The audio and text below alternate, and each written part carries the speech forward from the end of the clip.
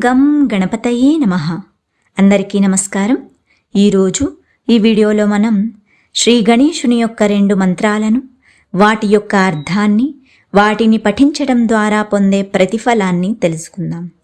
ముందుగా శ్రీ ద్విజగణపతి యొక్క మంత్రాన్ని చూద్దాం. యం పుస్తకాక్ష గుణదండ కమండలు శ్రీ విద్యోతమాన కరభూషణమిందువర్ణం స్తంభేరమానన చతుష్టయ శోభమానం త్వామ్యః స్మరేత్ ద్విజగణాధిపతే స ధన్యః. మరొక్కసారి విందాం.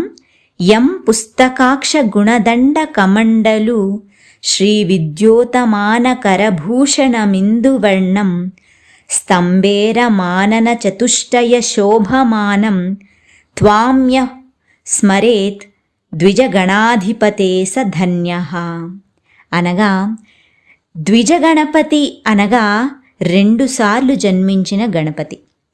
అతడు 4 తలలు 4 చేతులు కలిగి శ్వేతవర్ణంతో చేతులలో జపమాల, కమండలం, చేతికర్ర మరియు తాళపత్రాలు కలిగి ఉన్న వినాయకుడు ధ్యానంలో ఉన్నారు.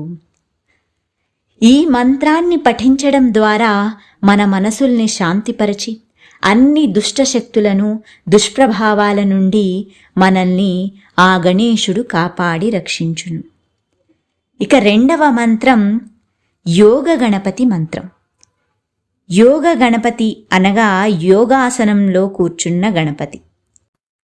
యోగారూఢో యోగ పట్టాభిరామో బాలార్కాభశ్చేంద్ర నీలాంశుకాడ్యః పాశేక్ష్వక్షాన్ యోగదండం దధానో పాయాన్నిత్యం యోగ విఘ్నేశ్వరో నః. మరొక్కసారి విందాం.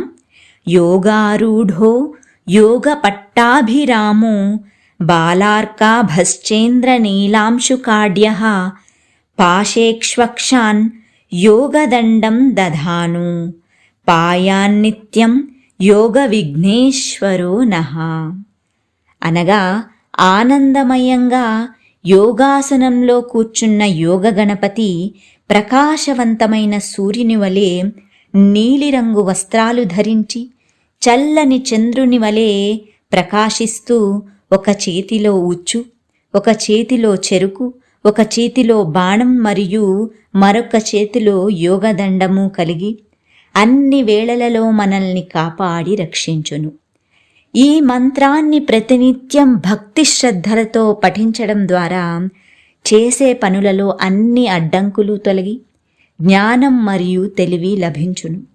ఎల్లప్పుడూ మంచి మార్గంలో మనల్ని నడిపించి రక్షణ కల్పించును. శరీరంలో అన్ని చక్రాలను తేజోవంతం చేసి రక్త ప్రవాహం మెరుగు పొందేందుకు సహకరించును. ఓం గం గణపతయే నమః.